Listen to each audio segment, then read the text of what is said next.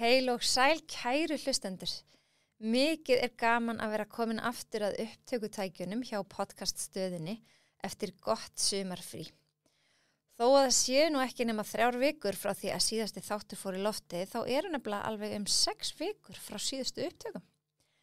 Það nefnilega nauðsynlegt fyrir alla að taka sér gott sumarfrí, eins og Ólafur Þór Ævarsson geðlæknir sem var einmitt hérna í þætti 48, sagði réttilega frá í einum af sínum frábæru pistlum á Facebook daginn. Núna slétt ár síðan ég tók upp fyrsta þáttinn og í lok mánaðar verður komið 1 ár frá því að fyrstu þættirnir fóru í loftið. Mér langar að koma á framfæri innilegu þakklæti til hvers og eins ykkar sem hafa verið að hlusta á hlaðvarpið mitt. Stuðningur ykkar, endurgjöf og brennandi áhugi skiptir mér nefnilega miklu máli. Þetta ferðalag væri svo sannarlega ekki eins án ykkar. Nú þegar season 2 að hefjast, langar mig líka sérstaklega að þakka Nettó og Spírunni fyrir að hafa stutt við bakið á hlaðvarpinu og ég hlakka til áframhaldandi samstarfs. Það mér svo sannur heiður að kynna nýjan samstarfsaðila hlaðvarpsins. Heilsuhyllan. Heilsuhyllan með mikið af vönduðum vörum til bættrar heilsu og vellíðunar. Og í því tilefni þá ætla Heilsuhyllan og Heilsuerla að skella saman í gjafaleik með glæsilegum vinningum frá Heilsuhyllinni, auk tíma í heilsumarkþjálfun hjá mér. Til þess að taka þátt þá farið þið einfaldlega inn á Heilsuerla á Instagram, likeið, taggið og deilið. Ég alveg ótrúlega spennt fyrir komandi hausti og það eru svo margir frábærir viðmælendur bókaðir. Ef þú ert ekki nú þegar að fylgja hlaðvarpinu á Spotify eða Apple, þá mæli ég innilega með að gera það sem fyrst því að þá sérðu alltaf hvenær næsti þáttur fer í loftið. Einnig ég með skemmtilegan Facebook-hóp þar sem ég set inn svona smá á bakvið tjöldin, en hann heitir Með lífið í lúkunum hlaðvarp. Þannig að ef þú hefur mikinn áhuga á að fylgjast með hvað í gangi í hlaðvarpinu, þá mæli ég með að finna Facebook-hópin. En jæja, ég ætla ekki að hafa þetta mikið lengra í dag og ég kynni til leiks næstu viðmælendur.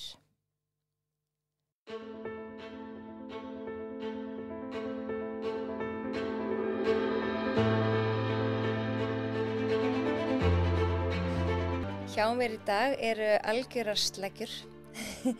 Það eru þau Lukka og Siggi hjá Greenfit og þau eru heldur betur fagmenn á sínu sviði og þessu sviði sem við ræðum alltaf hérna í hlaðvarpinu heilsu. Verið hjertanlega velkomin. Takk fyrir. Takk fyrir. Mér langar svolítið bara að byrja aðeins að heyra kannski ykkar bakgrunn og hvernig þið enduðu þar sem þið eruð í dag. Hvor frekari, hvor vil byrja? Lukka byrjar. Já, þetta bara pínlítil spurning. Ég nú búin að lifa meira en hálfa öld, þannig að hvað viltu við fyrir langt aftur? Bara, hvað leitið þið hingað? Já, hvernig... í heilsuna minna. Já.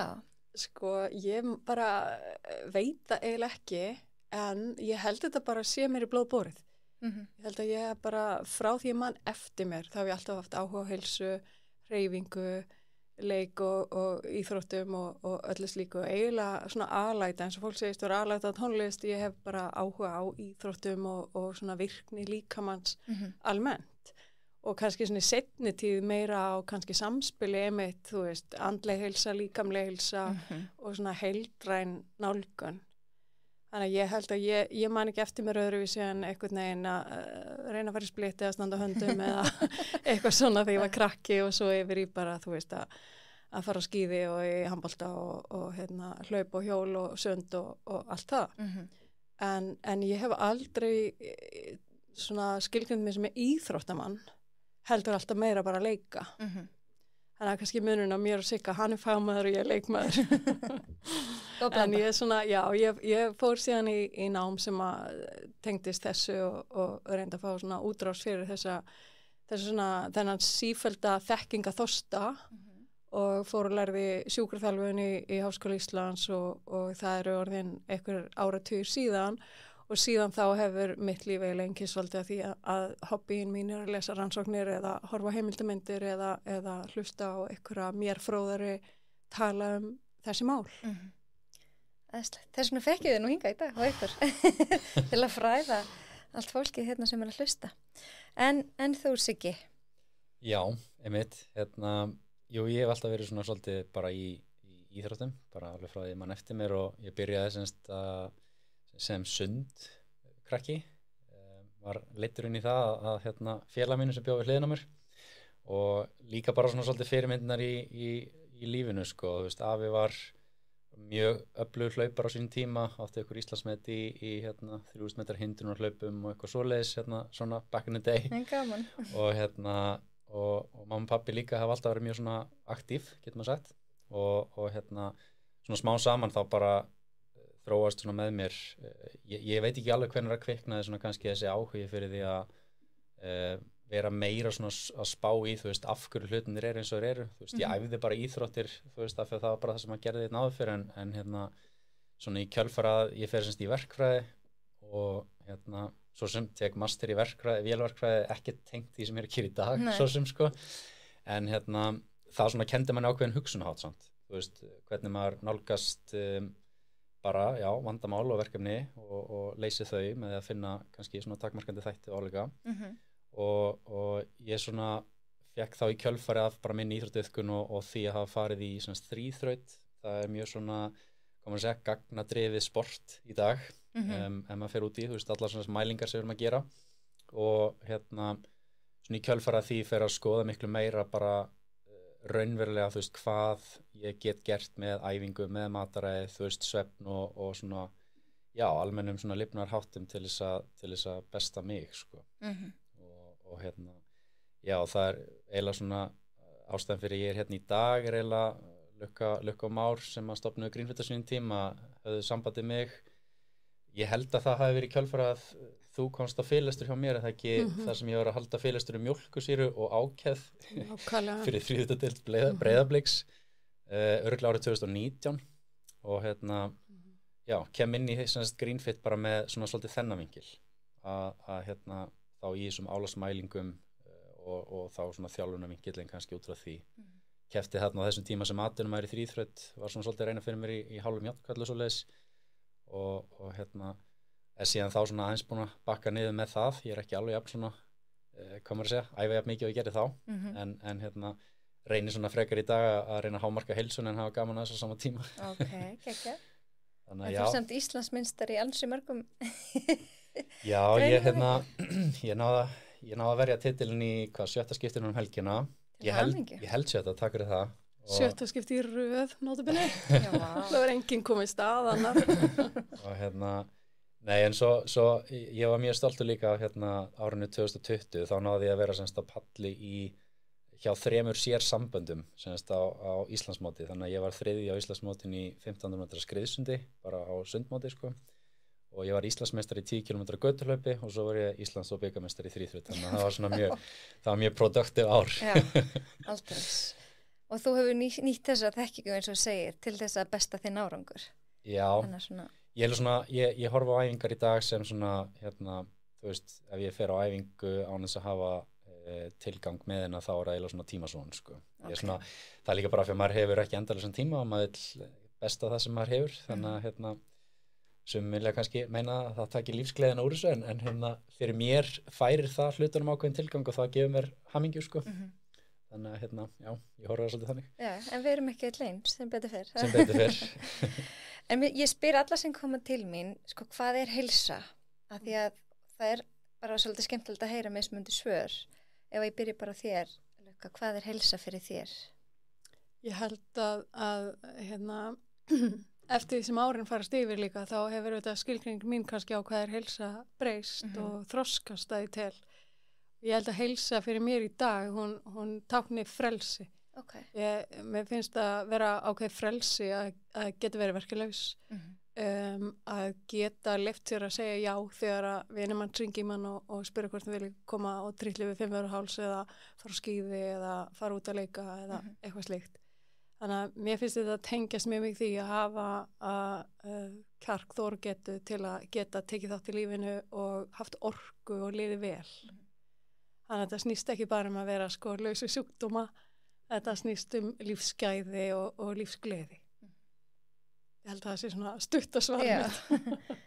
En hvað er heilsa fyrir þér? Já, Ég kem með meira verkfræðilegt svar. Já, nákvæmlega. Ég hugsa aðeins spurningu. Ég held að þetta ekki dósip að því sem Lukas sagði, að við erum svolítið í þessum ham að hugsa, þú veist, fram í tíman. Þannig að ég myndi segja að maður ætti að hafa þetta mjög svona hnýtt með að svara, þá væri það semst að geta gert allar svona þær athafnir daglegs lífs sem mann dettur til hugar án takmarkana og geta haft gaman að því. Og þannig kemur þetta bæði þá inn á andlegu heilsuna, þú veist, að þetta, ef þetta ekki skemmtilegt þá svona svolítið fer botnin úr því, sko, og líka það að þú veist, ef mér langar að taka barnabadnið upp og fara með það í flugvél stofuna, þú veist, að ég geti gert það því ég er 75 ára, þú veist, og haft gaman að því, sko, þú veist, þetta er svona svolítið vinkillinn, sko, þannig að já, þetta er svona stuttasvarið mitt, held ég.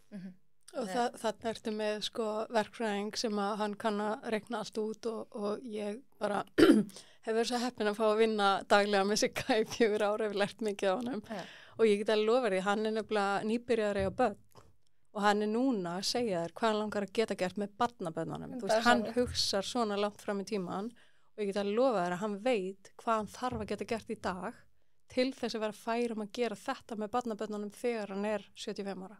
Kannski við segir okkur frá því eftir hvað við þurfum að gera til að eiga góð lífsgæði í ellinni. Nákvæmlega, það er náttúrulega bara dásamlegt. En sko Greenfit, þið starfið bæði þar, þú stofnaðir það? Já, við Már Þórarinsson stofnum það saman. Hvað er það mörg ár síðan? Það er 5 ár síðan, það var einmitt lykilatriði sem gerðist við þetta svona lífi færum manni stundum einhver tækifæri og á þessum tíma því ég kynntist Má, þá nýbúin að æfa þríþraut hjá Þrígó í Kópavogi og þar auðvitað fór ég á þennan fyrsta fyrirlestur minn hjá Sigga og á sama tíma var ég að selja veitingastæðar minn Happ á Höfuðtorgi til góðs fólks og æðislega ég fór mikið Happ. Já, takk fyrir það voru marga góða minninga þaðan en Már kom reglulega að borða á veitingastæðanum og ég stóð á þessum krossgötum var að skipta gír og afhenda veitingastæðar minn til nýra eigenda og hafði lengi blundað í mér þessi draumur að gera eitthvað meira svona markvissara tengt heilsunni og hjálpa fólki bara að viðhalda sínum lífsgæðum og heilsu eins langt inn í ævikvöldi eins og mögulegt er. Og Már var mjög tilkiplegur og deildi með mér þessum áhuga, svo hann kom að því með mér að við stofnum Greenfit saman. Og þegar við settust niður fyrir fyrsta starfsdagurinn var í 1. mars 2020, það var svona dagurinn sem við fluttum í húsnæðið og virkilega störtuðum Greenfit. En í aðdragandanum þá settust við niður og hugsaðum hvaða lykilatriði þurfum við að uppfylla til að þetta geti borið góðan ávöxt. Og okkar fyrsta verk var að hringja Sigga og segja mig og koma hitta á kaffihúsi og spjalla. Gekja, og þið þannig að það að fá hann til þessu okkur var algjört lykilatriði, já. En hvert var það svona aðal markmið Greenfit svona upphafi? Það var bara bæta heilsu fólks, efla heilsu fólks, auka lífsgæði, auka heilsulæsi, hjálpa fólki að fá aðgengi að upplýsingum sem við töldum vera lykilatriði til þess að valdefla fólk þannig að geti tekið ábyrgð á heilsunni sinni. Það er mjög mikil vilji hjá fólki í landinu að taka ábyrgð á heilsunni sinni en til þess að það sé hægt þá er mjög gagnlegt að hafa aðgengi að upplýsingum. Algjörlega. Lentuðu á einhverjum veggjum, þú veist, á þessu ferðalagi? Hvernig viltu tækla þetta líka? Það kom ég vildi áhörundu geta séð svipmin á okkur Sigga núna. Fyrstu 3 árin þá gekk allt vonum framar og í rauninni getur sagt að viðtökurnar við Greenfit hafi verið algjörlega stórkostlegar. Við höfum fengið það bil 7.000 manns í mælingar hjá okkur og við höfum séð fólk ná alveg lygilegum árangri og við erum mjög stolt af þeim árangri sem að fólk er að ná og svona hversu vel bara almenningur hefur tekið okkur. En það er kannski ekki hægt annað en að segja bara í heiðarleika að stæðsta hindrun í veginum fyrir að efla lýðheilsu og auka forvarnir og heilsulæsi í landinu er svona gamaldags hugafar hjá embættismönnum. Þannig að við höfum vissulega reikið okkur á veggi þar og það hefur kannski komið okkur aðeins og óvart hversu lítið móttækilegt fólk er fyrir að heyra hversu vísindaleg okkar nálgun er og jákvæð. Þannig að ég held að við ættum að bara kalla eftir betra samstarfi við þá sem ættu að bera fyrirtæki eins og Greenfit á höndum sér. Algjörlega. Var það þá aðalega kannski eitthvað tengt smælingunum ykkar, blóðpröfunum og því eða? Ég held að við svolítið, já, það var kannski svona svolítið kveikjanum gruna mig sko. Já, kveikjan var í rauninni misskilningur vegna þess að það var misskilningur í bara úrlestri í tölvukerfi og það bendlaðist inn í það fréttum að við varum að nota nafn látinslæknis sem var hreinn misskilningur og hefði verið svo auðvelt að leiðrétta. En svona í kjölfari þá kom gagnrýni sem var algjörlega ómálefnaleg og kannski þeir sem gagnrýndu áttu það sameiginlegt hafa ekki kynnt sér starfsemina. Þannig að það er kannski eitthvað sem er leksía fyrir okkur að það væri að ef við ætlum að gagnrýna eitthvað þá skulum við alltaf að kynna okkur máli fyrst.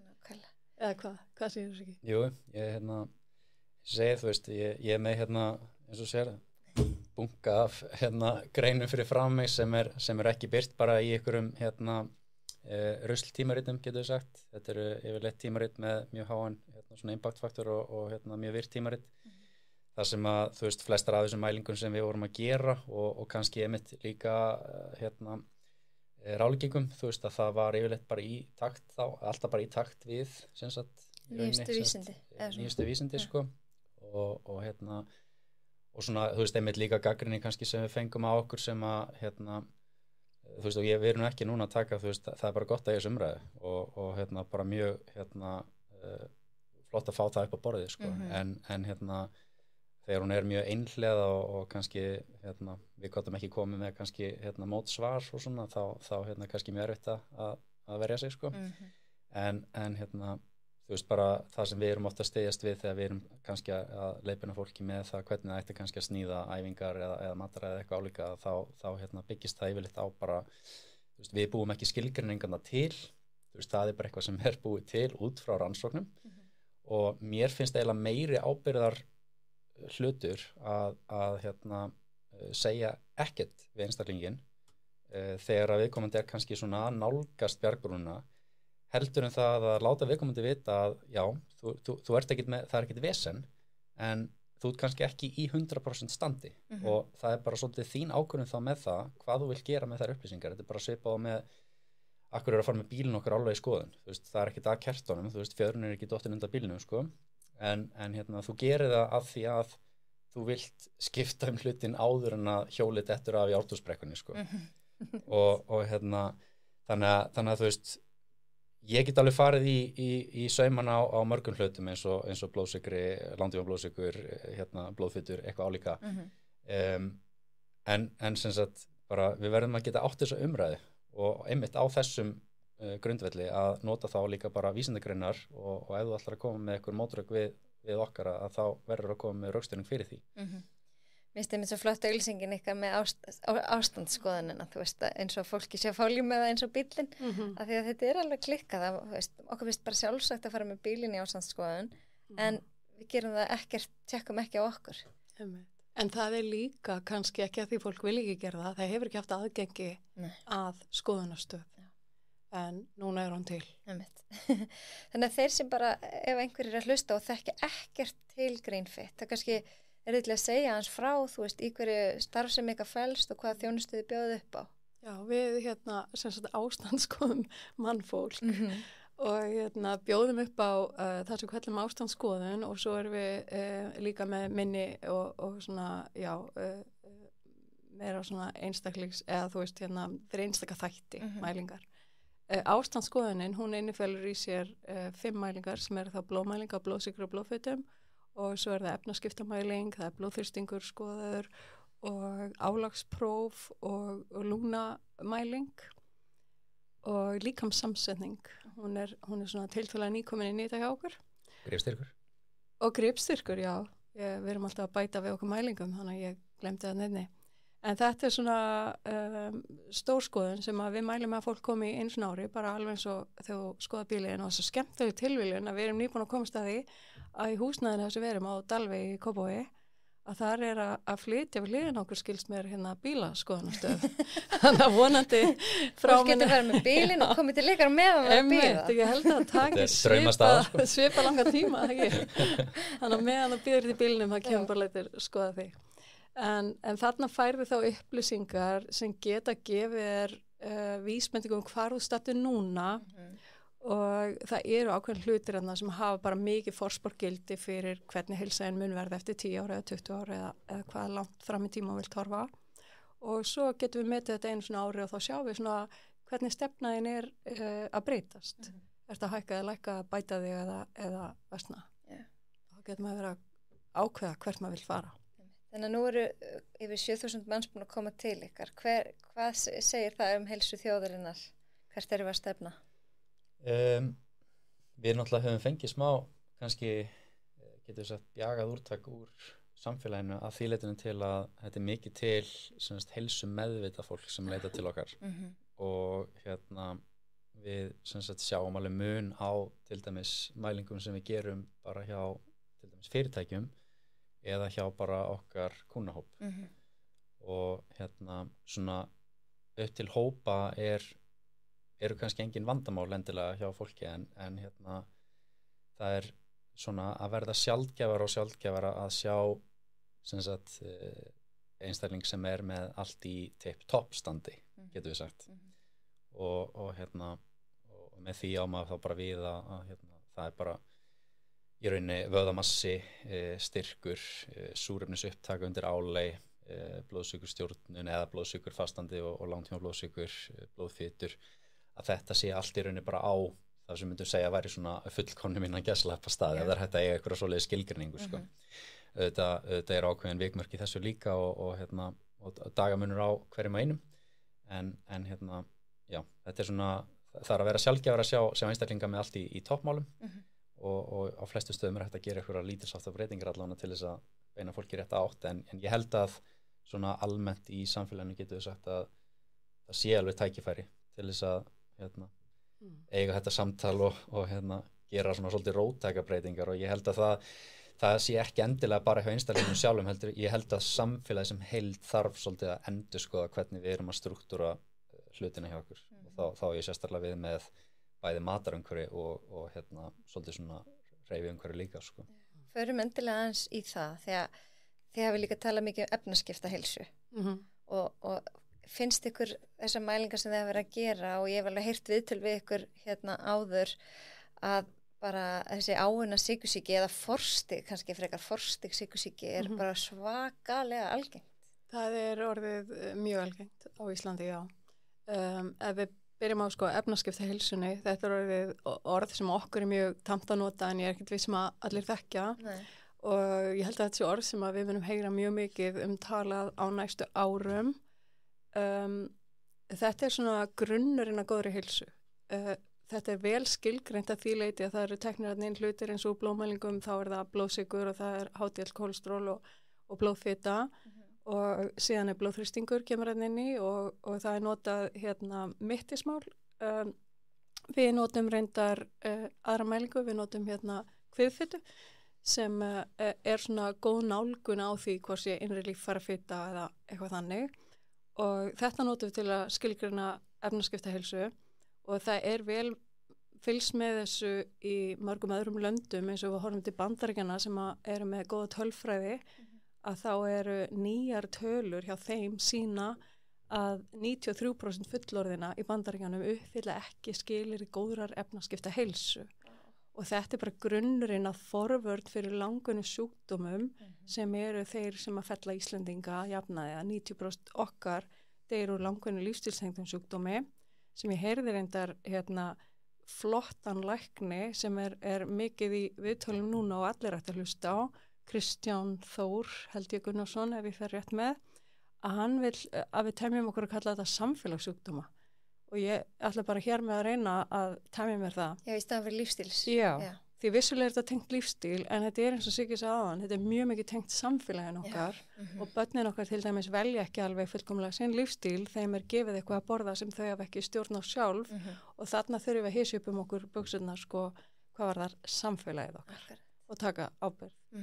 en efnaskipta heilsa, það er það sem við mælum hjá fyrirtækjum, starfsfólki fyrirtækja og það er gríðarlega gaman, jafnvel þó við sjáum að það séu tækifæri víða, að þegar við fáum fólki endurteknamælingar, þá sjáum við svo mikinn bata.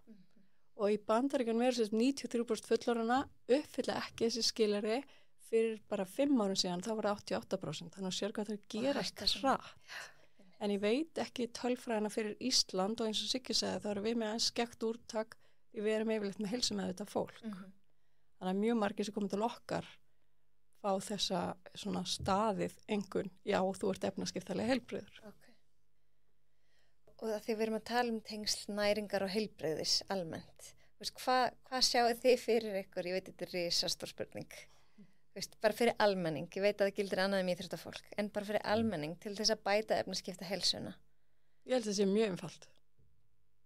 Hreyfðu reglulega, borðaðu það sem hefur enga innihaldslýsingu, er bara það sem það er og ræktaðu tengsl. Þetta er ekki svona flókið, sko, þetta er bara pínlítil spurning. En fólk flækir þetta svakalega. Ég veit það og ég er náttúrulega líka aðeins að einfalda þetta viljandi en auðvitað er þetta miklu flóknara í okkar heimi í dag. Fólk vill einfalt svar. En þetta er bara borðað það sem er sérð fyrir þér eitthvað staðar vaksa, hlaupa, synda og hreyfðu reglulega og ræktaðu tengslu náungan og snertu fólk. Það er bara okkur neginn komið og fara út í náttúruna. En að því að í dag er náttúrulega bara, ef þú ferð út í, nú er ég að koma frá Bandaríkjunum úr fríi og þar sér maður þetta ennþá yktar en hérna heima, en þetta er samt alveg hér. En það sem er í boði í matvöruverslunum, þú veist, þetta er eiginlega meira matarlíki en matur. Já, þetta er það sem ég talaði um áðan varðandi að það þarf að vera svona samfélagsleg breyting, sko. Og það er ekkit bara, þú veist, Ísland er ekkit landi sem þarf að breytast, sko. Þú veist, við erum að, og það lætur manni stundur svolítið fallast hendur af því að, þú veist, þetta er rauninni allur þessi vestræni heimur, sko.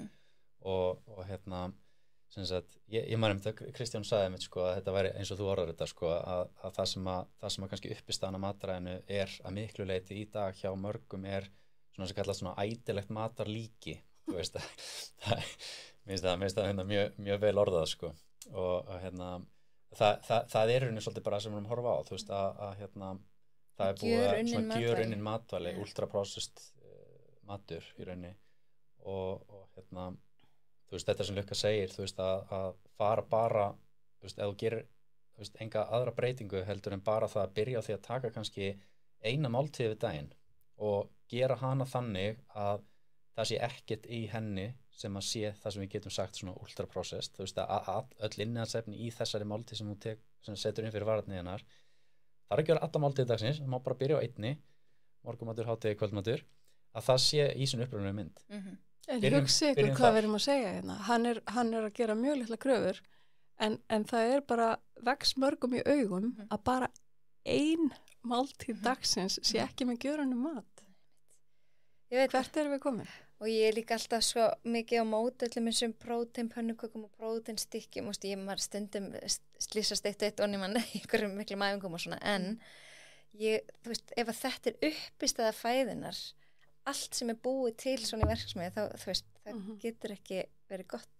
Ef þeir vita alveg hvað að gera, þeir sem eru að búið þetta til handa þeir vita alveg hvernig þeir eru að láta þeir langa í aðra. Það er náttúrulega efnafræði bara. Já, en þetta er svona, ég veit allavega að ég svona, þú veist, þegar ég æfði sem mest á sínu tíma og var að keppa svona hæsta level í heiminum í þríþraut að æfingamagni var að fara upp undir alveg kannski 30 klukkstundir í viku og maður þurfti að borða kannski 7000 hitaeiningar á dag. Já, vá. Ég gerði það á þess að taka nokkur fæðubótefni í rauninni, sko. Í rauninni, eina sem ég get sagt var kannski, maður fekk sig kannski, þú veist, ef maður getur kallað hleðslu eða eitthvað sem,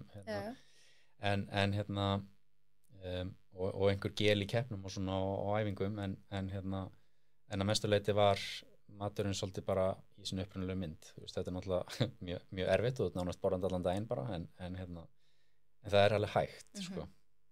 Og þá með þetta æfingamagn í rauninni. Já.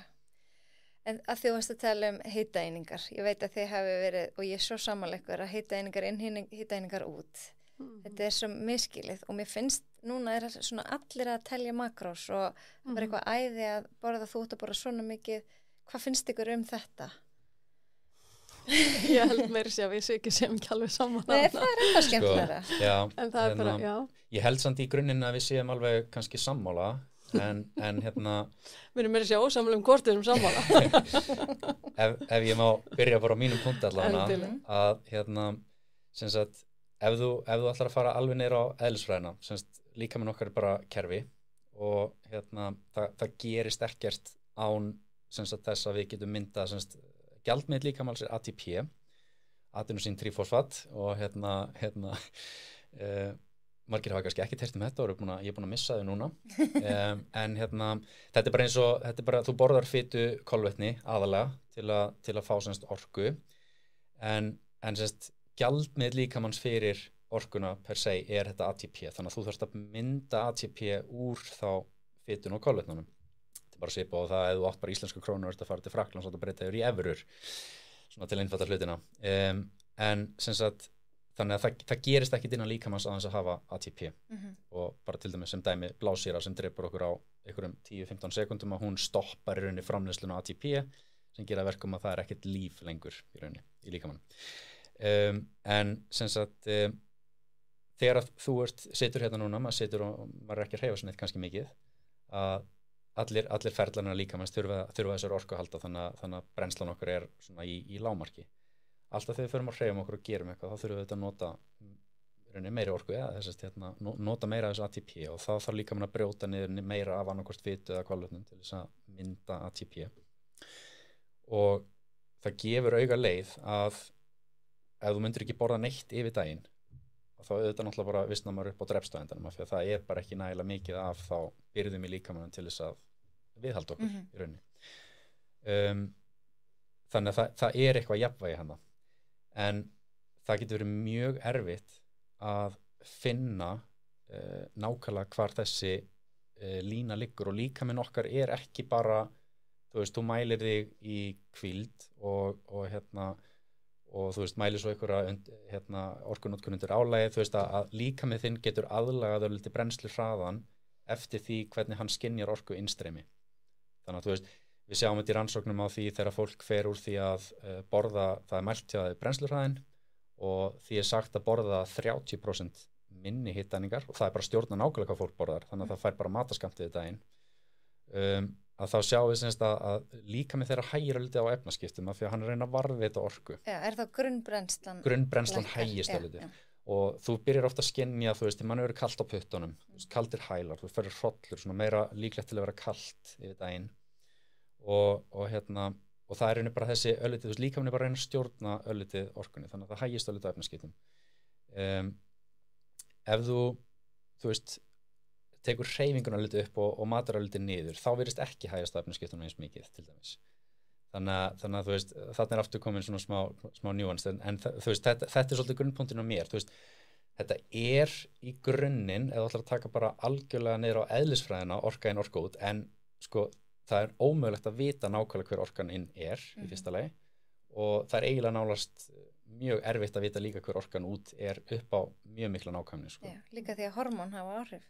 Þau hafa áhrif á brennslufræðin og allt þetta en auðvitað ef þú myndir, eins og ég segi, þetta er alltaf sama gildum í íþróttafólk af að nú maður sjálfur búin að vera á mjög svona háu level og ég er að þjálfa einn aðila núna sem er á svona ólympíuleveli og ef að þessi aðili borðar ekki nægilega mikið þá þetta getur við ekki krist nægilega mikið út úr æfingum þannig að skorðan yfirleitt hjá árvísíðutafólki er hreinlega bara hversu mikil orku getur við komið inn í þannig að ég veit ekki hvort ég hafi náð að segja þetta nógu skýrt. Var þetta stutta svarið þetta hitta henni greinu? Ég gæti alveg tala, maður þyrfti eiginlega að ná að tala þetta í svona klukkutíma. Já, þetta er bara einn heilsumála bara þetta. En auðvitað, ég var líka að stríða sig smá, auðvitað er ég vel við sammála í grunninn, en ég hins vegar kem úr veitingabransa eða svona matvæla geiranum að einhverju leiti að ég rak fyrirtæki þar. Og það fyrirtæki framleiðir ennþá mat og á þeim krukkum sem við seljum hapsúpu eða potrétt eða hvað það er, að þá erum við með hitaeininga útreikninga og ég veit, þó að kannski vil ekki allir viðurkenna það, að vöruna mínar sem og vörur annara, það mjög mikil ónákvæmni. Við erum kannski búin að senda til síni í útreikningi eða þú veist, það búið að nákvæmlega reikna þetta út fyrir þann skamt sem var sendur. Svo eru 2 kjúklingabittar aukalega í einni krukkunni og einum sætukartöflunni meira í hinni eða eitthvað svona. Það engin leið til að hafa þetta alveg upp á punkt og prik.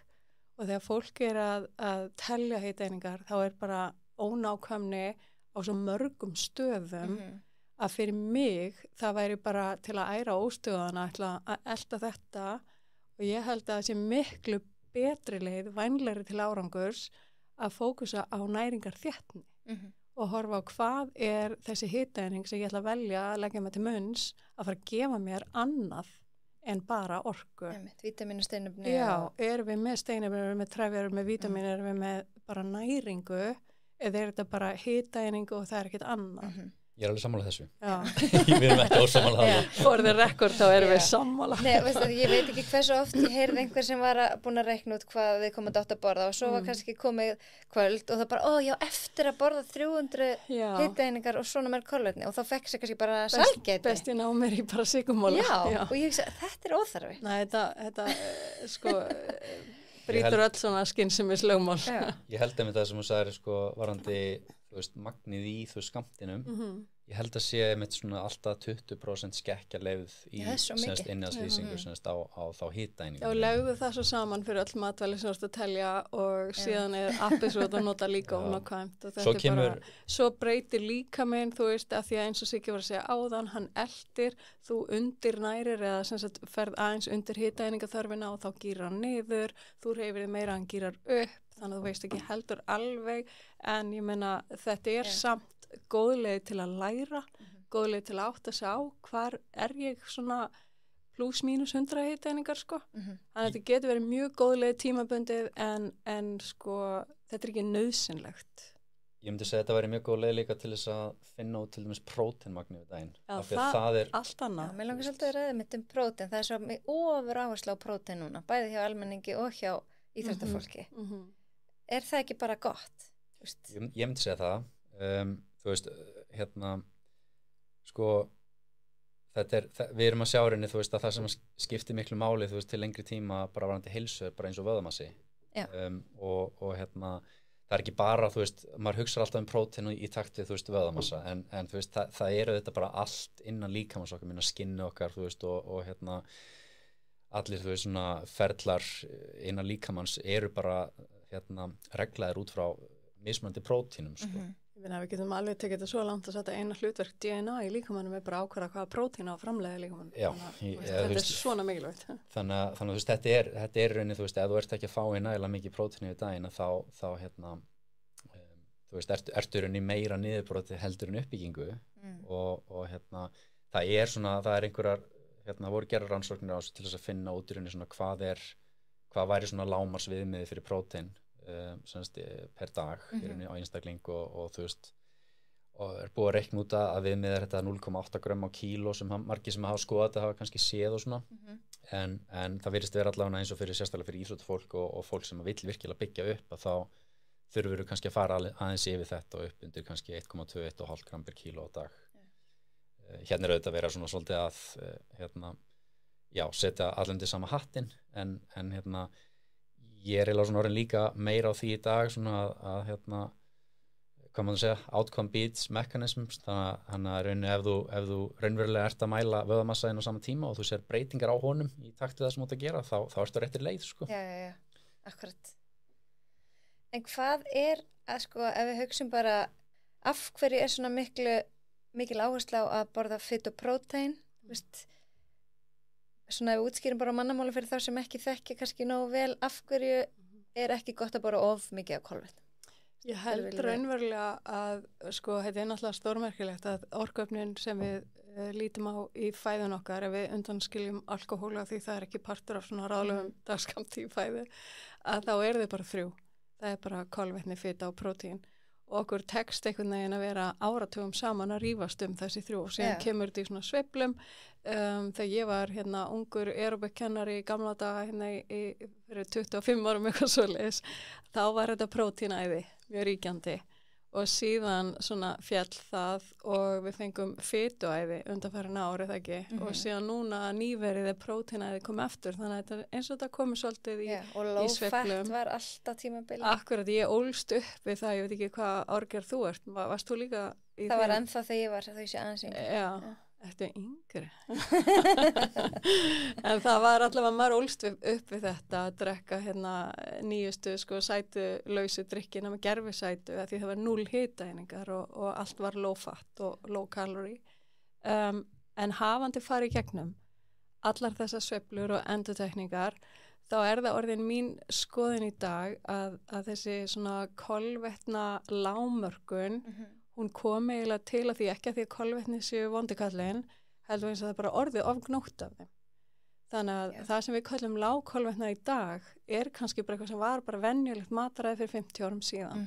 Af því þá voru við ekki að borða allt þetta viðbætta eða svona gjörunna dót og drasl. Það sem svo ofbúslega mikið af kolvetnum og líka auðvitað í kjölfarið á þessu low fat æði þá var verið að taka fituna niður eða út í mörgum matvælum og hvað settir það inn í staðinn. Þannig að við erum svolítið ennþá súpa seiðið af svona low fat æðinu sem var fyrir nokkrum áratugum og við erum svona kannski að leiðrétta það með því að lækka aftur kolvetnin. En mín skoðun að við ættum að hætta að rífast orkuefnin og fókusa á næringarþéttni og óunnin mat. Og ég held að verandi kona á miðjumaldri og þetta blessaða breytingarskeiði sem allir skella skuldina á þegar eitthvað að. Ég hef sjálf gert breytingar á mínu mataræði sem ég borða mikið meira af prótín og fitu og mjög svona lítið af unnum kolvetnum með nánast engin. Ég bara fekk sjálf aftur. Þannig ég held að geti líka skipt máli á hvað æviskeið þú. Já, algjörlega. Unglingar geta borða meiri kolvetni. Unglingur í íþróttum 18-22 ára allt annað mál og hann þarf miklu meira að því að halda heldur en 53 ára gömul kona á breytingaskeiði. Þannig að við þurfum líka að horfa á einstaklingin og meta út frá honum og hormónaheilsu og fleiru en ekki bara að segja eitt ríkismataræði gott fyrir alla. Nei, mér finnst líka Íslendingar eru svolítið hjarðhegðunar þjóð, ég held þessu sammála því og það kom alltaf einhverja tískubylgjur og mér finnst allir bara trúa því sem einhverjum heilegum sannleik í staðan fyrir bara að sannreina það á sjálfum sér. Í korter, svo kemur nýi sannleikurinn. Já, einmitt. En þetta mjög góða punktur hér að sannreina á sjálfum sér, því vertu þín eigin tilraun. Það gott að lesa vísindaransóknir og allt í lagi með það en prófaðu að upplifa sjálfum þér. Og ekki vera fórnarlambang að við getum haft svo ofboðslega áhrif á heilsun okkar og líðan. Þannig að komum bara inn á mælingarnar aftur. Akkurat, mældu þig en ekki bara fara eftir þumalfingureglum sem eru bara eftir hvað algengt. Og bera sér saman við sig. Akkurat, hvernig þú að breytast og þróast. Já. En hún Hildur Kristín kom inn einu sinni viðtal, því þekki hana nú líka, sjúkraþjálfari. Og mér var svo flott, hún var að tala að það svo mikilvægt að finna rót vandans. Hvort sem það er í sjúkraþjálfun eða andlegri heilsu eða þú veist, hvað sem það niður í frumurnar eða bara allt, já.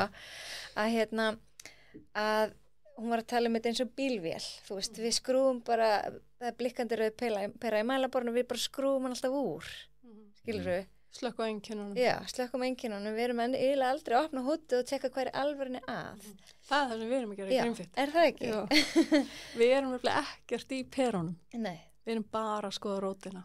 Okay. En ef einhver kemur til ykkur og fær á einhverja niðurstöður, hvað eru þið þá að ráðleggja bæði með mataræði og hreyfingu eða er fólk svolítið bara að finna sér sjálft hvað það þarf að bæta? Við erum að reyna að temja okkur það að spurja fólk frekar en að þröngu upp á fólki einhverjum upplýsingum sem það hefur ekki endilega áhuga á. Við erum að reyna að temja okkur það að spurja hvernig get ég hjálpað. Og leið og fólk fer að segja okkur hvar það er statt og hvað það langar til að sjá, þá er við veldara með að hjálpa. Þannig að ef einhver er að koma til okkar, mynd okkur á það, við ætlum að spyrja þig hvernig getum við hjálpað. Já, þetta er líka meira bara svolítið það að þú veist, ef þú sér ekki fyrir að geta viðhaldið einhverju breytingu sem þú ætlar að gera, þú veist, ef þú sér ekki fyrir að geta viðhaldið, þú veist, bara þessun út lífið, sko, þá er þetta ekki til lengri tíma svona sustainable, ef maður getur orðað að sletta aðeins. Og þannig að þú veist, allar svona litlar breytingar á venjum þurfa að þú veist, maður þarf að geta svolítið horft til þess að, já, þú veist, þetta er eitthvað sem ég sé alveg fyrir mér að halda áfram í rauninni og hérna, það er svona virka átt svona búið og bönn ekkit endilega fyrir að, þú veist, það er bara maður springur á limmin eftir 3 vikur og komin aftur í saman farið, sko en þú veist, það er einmitt, þú veist, við erum í rauninni ekkit að það sem við gerum við erum ekki að greina einhverja sjúkdóma fólki, við erum ekki að meðhundla einhverja sjúkdóma, við erum meira svolítið að besta heilsuna og hérna, þannig að þú veist, það sem að fólk fer með frá okkur er í rauninni svolítið, ok, þú veist, þú ert með þessi verkefni hér, vinnum með það núna í smá tíma og hvað er svo aftur í kannski einhverja 2 mælingar sem við myndum þá mæla með út frá niðurstöðunum og metum í rauninni þá hver staðan er þar og hérna, svo bara vinnum að það áfram, sko. Þú veist, það getur verið allt frá því að bæta bara súrefnisupptökuna upp í það að hérna, auka vöðmassa eða sem dæmi, sko. Og þessi 2 þættir eru svona, komum kannski inn á það eftir en þetta er svona líklega það mikilvægasta sem fólk getur yfirleitt unni með, sko. Já, við getum alveg farið það núna þess vegna. Já, það er líka bara sem að því við erum einstaklingar að þá er svo mikilvægt að spyrja einstaklingin hvað hendi honum að því að sumum hendar að gera stóra breytingar í skamman tíma til að leiðrétta eitthvað feril og ástand og síðan að viðhalda með mildari aðgerðum á meðan að aðrir vilja taka 1 bita í einu og breyta bara morgumatnum. Þannig að við erum öll ólík og við reynum að mæta fólki þar sem það er statt og hjálpa því þar. Já. Þannig að það er mjög svona mismunandi hvað fólki er að leita eftir. Af hverju gagnast okkur að bæta súrefnisupptöku? Finnst þú varst að koma þangað? Hérna, já, þetta er kannski eina af, mér finnst þetta bara mjög áhugavert fyrir þess aðgerð, þetta er eina af mælingum sem að segja svona hvað mest fyrir það hvernig fólk mun lifa eftir segjum 20, 30, 40 ár. Okay. Og þú veist eins og núna það var mjög mikið fjarafók vegna blóðmælingana sem við vorum með en þú veist, út frá súrefnisupptöku er hægt að segja henni rosalega margt líka og hérna, til dæmis, þú veist, hvað VO2 maxið er eða hámarks súrefnisnotkun líkamannstýns, hver hún er, hefur miklu betra fórspárgildi heldur en hver er járnstaðin, hver er D-vitaminstaðan, B12, þú veist, þetta eru litlir hlutir sem að kannski geta, haft eitthvað að segja, en ef þú hérna, ef þú ert með lélega súrefnisupptöku þá ertu ekki að fara að umturna lífiðinu með að hækka D-vitamini þetta aðeins, sko. Þannig að hérna, ef ég bara fæ að útskýra kannski aðeins í rauninni hvað súrefnisupptöka er af, það er ekki allir sem kannast við þetta og út frá kannski okkar, hvað ég segja, hérna, reynslu núna af því fólki sem kemur í gegn hjá okkur þá byrja að virðast mjög fáir vita hvað þetta er. En semst, ég nefndi þetta aðeins áðan með hitaeiningarnar, þú veist, að þegar við erum að hreyfa okkur undir álægja þá þarf líka með okkur að mynda semst orku og til þess að framkvæma eitthvað undir álægi þurfum við súrefni. Þú veist, við vitum það bara ef við höldum í okkur andanum að þá er ekki mikið kannski eftir, sko. Þannig að hérna, hversu mikið súrefni við þurfum er háð því hversu hratt eða hversu mikil ákefð við erum að starfa. Og sem sagt, það er hægt að mæla þetta með ákveðnum búnaði. Við erum með það sem við kallum svona breath by breath tæki hérna hjá okkur í Greenfit sem að mæla sem sagt hvern og einn andardrátt hjá fólki og þá bæði öndunartíðinina, hversu ört þú andar á mínútu og öndunardýft og svo mælum við sem sagt hversu mikið súrefni viðkomandi er að nota á mismandi ákefð. Þannig að þetta er yfirleitt tekið á annarkvort hlaupabretti eða hjóli, byrjar á mjög rólegri ákefð og svo bara rampast álægið upp þangað til að viðkomandi getur ekki meir eða við sjáum í tölunum að það er komin næla mikið á gögnum.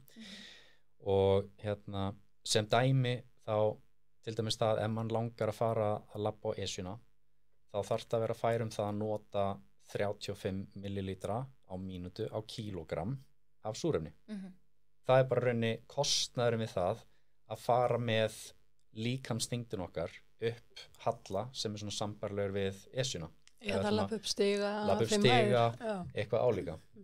Og hérna, þannig að sem sagt, ef að fólk til dæmis kemur til okkar í mælingu og við mælum hámarkið hjá því í 30 millilítrar á mínútu á kílógramm sem er meðaltal. Það er það þeirra VO2 max. Já. Og þetta bara, þannig að fólk átti sig á því semst, að labba upp Esjuna krefst 35. Það er bara að tala, ég get bara haft það nýðast með okkur. Móðir mín núna er hérna fædd semst hérna 65.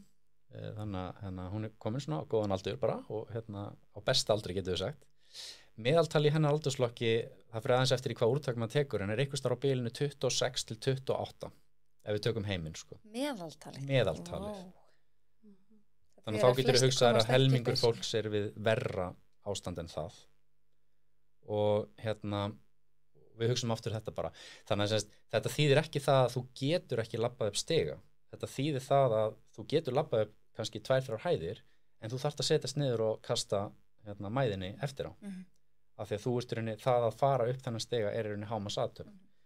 Og þess vegna virðist þetta vera svona gott forspárgildi fyrir heilsu og hversu vel fólk lifir, af því að ef að þessi tala hjá þér eða þessi geta snemma á lífsleiðinni er nægilega há, að þá áttu miklu auðveldara með allar daglegar athafnir. Og þú feikar ekki þessa tölu á 2 vikum eins og þú getur farið í blóðmælingu og híft upp D-vitamin á 2 vikum. Þetta er eiginlega mælikvarði á þá vinnu sem þú hefur sett í, við köllum þetta svona á ensku, heitir þetta cardio-metabolic fitness, en þetta er bara raunni hversu mikil vinna hefur farið í þitt úthald eða svona hreyfihæfni síðustu mánuði ár. Og þannig að þú veist, þeir sem eru kannski með skerta lungnahæfni, þeir geta ekki haft þessa tölu eins há og kannski fræðilega verið mögulegt fyrir þeirra einstakling. Hjart- og æðkerfið, ef það vinnur ekki á fullum afköstum, þá ertu heldur ekki með þessa tölu nægilega háa, fyrir þú þarft að geta komið súrefninu til vöðvana til að brenna orkunni og nota súrefnið og komið svo koltvíoxíðinu út. Og svo þurfa vöðvarnir náttúrulega líka verið til staðar til þess að nota þetta súrefni. Þannig að þessi tala, ef við tökum allar langlífisrannsóknir, hefur skýrasta forspárgildi fyrir hversu vel fólk lifir. Og ef við fáum bara að nefna eitt dæmi, að það er oft talað reykingar og hversu óhollar þær eru, að fera aftur aðeins eftir í hvaða úrtaki skoða, en það eru svona það bil þeir sem eru reykingafólk er kannski 40% líklegra til þess að deyja fyrir aldur fram úr einhver, þetta kallast í rauninni all cause mortality. Það að fara úr neðri 50% í VO2max fyrir þinn aldursflokk niður í neðstu 25, við erum ekki að tala endilega einstaklingar sem eru í toppformi, þetta er bara það að fara úr því að vera fyrir neðan helmingin og í neðstu 25. Það felur í sér 95% aukningu í líkum á því að deyja fyrir aldur fram úr einhverju. All cause mortality, þar að segja. Þannig er rauninni 2-falt verra að fara úr bottom 50 í bottom 25 heldur en það að vera reykingar maður að kona. Já, þannig að þegar við erum að horfa á þjóð sem að við vitum að er hækkandi aldur og fleiri verða, þú veist, í síðasta æviþryngnum, þú veist, við erum að hafa áhyggjur af því og við ætlum að leysa það í þjóðfélaginu með því að byggja fleiri hjúkrunarheimili og setja fleira fólki í umönnunarstörf, að þá í rauninni ef við myndum selda alla í próf til Sigga og hann myndi hjálpa fólki að bæta sig, að þá getum við bara viðhaldið heilbrigði lengur og allir getum verið glaðir heima hjá sér og ganga á esuna, það ekki? Og hvernig bætir það? Það er það sem hann var að segja á mannamúli. Ég meina við eigum svo mörg dæmi þetta, fólk 70 kemur til okkar, mælist með þessa tölu sem Siggi var að útskýra í 24, nú er ég bara nefna raunverulegt dæmi, hann Sigurður nafniðin hefur leyft okkur að nota sig sem gott dæmi, að því það er bara hvetjandi líka fyrir aðra. Hann var 69 ára þegar hann kom til okkar, 24 í hámarkssúrefnsupptöku, millilitra per mínútu á per kíló og 11 mánuðum setna með því að bara vinna aðeins í þessu, þá var hann komin upp í 40, sem þýðir það að þessi 70 þá maður var orðin eins og meðal 40 kallmaður. Og hvað gerði hann til þess? Hann bara hreyfði sig á réttu álagi miðað við sína niðurstöðu sínu þrekprófi og það var engar öfgar. Þetta eru bara... Tók svolítið verkfræðilega nálgun á þetta? Nákvæmlega, hann er líka verkfræðingur eins og þú. En tók náttúrulega matarækja líka? Já, hann bara borðaði hreint, hann bara gerði nákvæmlega sem hann tala um á hann borðaði bara hreina matvöru eða sem sagt, hreina í gæsalöpum, bara óunnan mat og þetta voru aðalega göngur og són 2 hjólaðingar og intervall svona sprettir á hjóli. Já, af því maður þarf náttúrulega aðeins að reyna á til þess að hækka. Akkurat. Ekki bara rólegir göngutúrar heldur svona. Nei, þetta var beggja blands, kannski einu viku á hærri ákjöð. Þannig að það var raunni, við sáum í raunni alveg rosalega aukningu líka í vöttunum á hjólinu, sem það bara output í afli í sjálfu sér. Og sem samsvaraðist í súrefnisnotkun sko. Og við vitum að almennt gildir að fólk lækkar þessa tölu cirka 15% per áratug. Þannig að ef við mælum... Eftir 50. Ég ger náttúrulega ráð fyrir allir sér á mínum aldri. En þú veist, ef við mælum okkur í dag, þá getum við bara reikna út hvar verð ég eftir 10 ár ef ég ger ekki neitt. En hefur vöðvamassin eitthvað að segja? Vöttin náttúrulega aukast líklega ef maður auka vöðvamassan, en getur það hjálpa til við að auka VO2 max? Já, fyrir henni, þú veist, vöðvaþræðirnar okkar, vöðvarnir, vöðvafrumurnar, eru þær frumur sem að nota þetta súrefni undir ákefð. Þannig að þú veist, þarna kemur þetta inn, þú veist, að eftir hvað er verið að skoða í þessum rannsóknum varandi langlífi, þú veist, að þá koma alltaf þessa stærðir upp. Það er hámarkssúrefnisupptaka, það er vöðvamassi og svo auðvitað styrkur. Og það væri eiginlega hægt að bæta fjórða þarna við sem er eiginlega svona köllum, eða 5. Við myndum segja andleg heilsa og jafnvægi. Og jafnvægi þá er mynd svona bara balans, þú veist, að mjög algeng orsök fyrir því að okkur fólk til dæmis lendir í lendir í því að hrörna hratt eru semst föll eða semst að detta og brjóta til dæmis lærleg eða mjöðm eða eitthvað álíka. Og við ætlum ekki kannski endilega, ég er svo sem ekki með beina rannsóknir á baku það en það er, ef fólk fer og leitar bara, þú veist, þá er ekkit rosalega gaman að skoða lífslíkur eftir 65 ára aldurinn eða þú brýtur til dæmis mjöðmina þér. Það virðist bara vera það mikið sjokk á kerfið eða líkamann að á þessum aldri að það er svona ekki mjög gott að lendi því. Passaði, þú ert að tala aldur sem er svo nálægt mér. Ég gerir mig grein fyrir þannig að þess vegna reyna ég að orða þetta svolítið pent sko. En það líka margir sem halda að þessi test sem Sigger að lýsa að þetta hljómar því að hann er svo mikil íþróttamaður að þetta sé bara fyrir íþróttafólk. En það er alls ekki. Þetta er fyrir alla. Þetta er fyrir þá sem vilja eldast vel, eiga lífskeiði lengi og vera sjálfbjarga. Það er ákveðið, hann er að segja hvað þú þarft mikið til að komast í besjuna. En það er líka vel skilgreint hvað þú þarft mikið bara til að vera sjálfstæður í athöfnum daglegs lífs. Og þú þarft ákveðina súrefnisupptöku fyrir það. Það er flestir sem vilja geta gert það sem lengst. Já. Eða lífsgæði. Það er ekki gaman að lifa lengi ef maður getur ekki notað þess. Nei, og það er svo valdeflandi að skoða sjálfan sig og vita hvað þarf ég að gera til að viðhalda þessu eða jafnvel bæta. Já, og er aldrei of seint. Aldrei of seint. Aldrei of seint. Það er bara bókstaflega aldrei of seint. Það eru við erum að sjá rannsóknir hjá bara 8 einstaklingum 85 ára sem að byrja í styrtaræðingum og úthaldsþjálfun eða álíka og er að sjá breytingar á sér. Þannig að líkaminn virðist alltaf vera móttækilegur fyrir þessum svona, getum kallað þetta input eða skilabóðum, já. Þannig að það er bara spurningum hversu mikið ertu fær að gera og þetta kemur svolítið inn á bara, maður getur eiginlega að horta á þetta eins og það er ekki samlíkingu með ellilífeyri. Þeim fyrr sem hún byrjar að safna fyrir efri árin, þeim betri málum almennt verður í. Auðvitað geta komið upp ykkur áföll sem verða til þess að þú þarft að tæma svolítið reikningin. En þetta er svona almennt þannig að þú veist, þú græðir alltaf á því að byrja að safna. En hversu mikið þarft að leggja fyrir og hversu aggressíft þarft að fara í breytingarnar, það er svolítið háð því hversu seint þarft að byrja.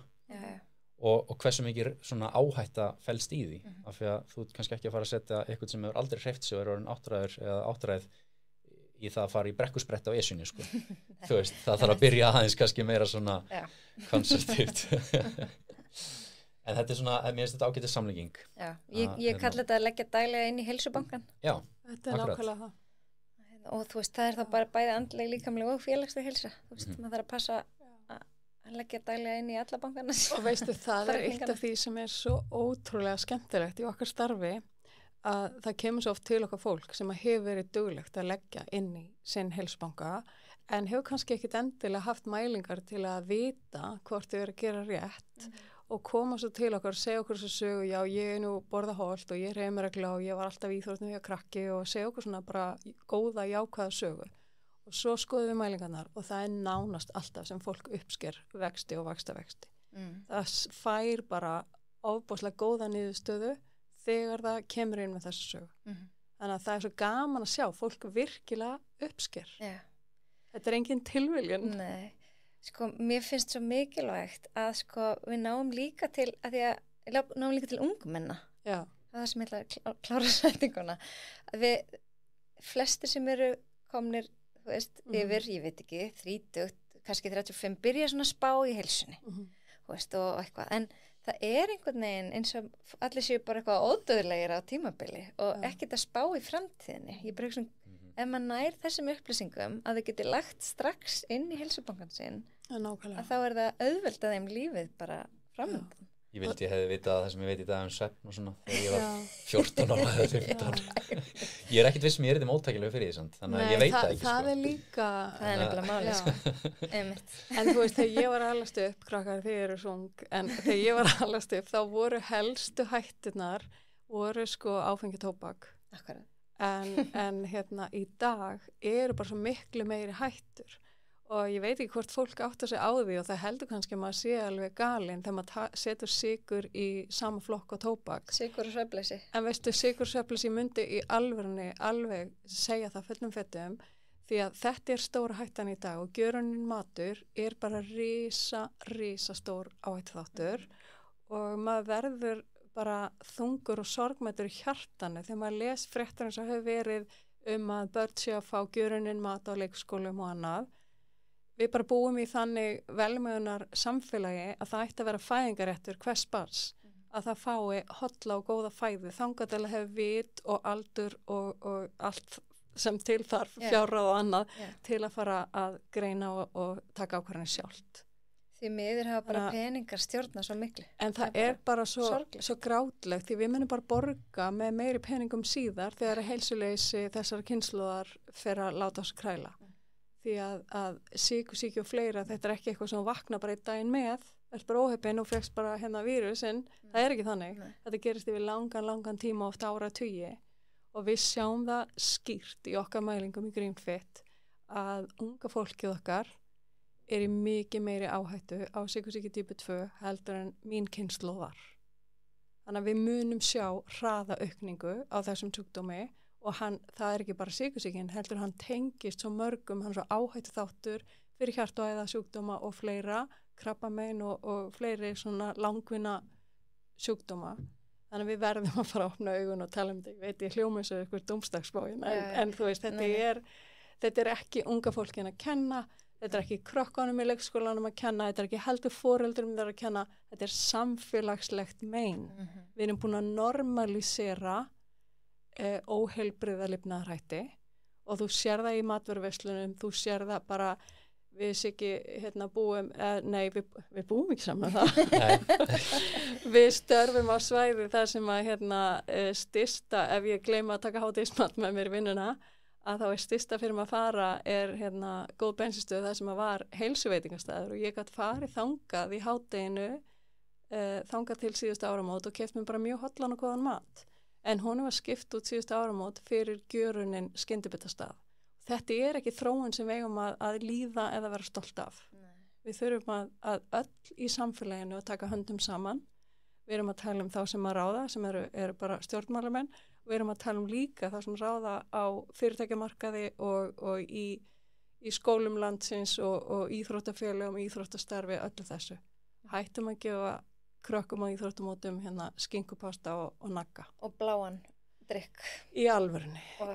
Íþrótta í gæðsælefum drykk. Það þarf engin íþróttakrakki neonbláan orkudrykk. Það ekki þarf á því.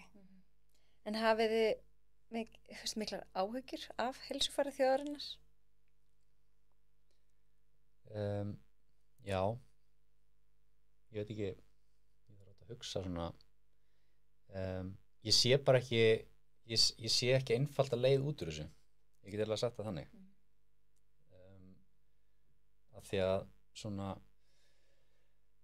nú ég að fara út að hóla nýsmær Gerðu það bara, það þarf einhver að gera það já, það verður aldrei breytingar ef það þögn sko, það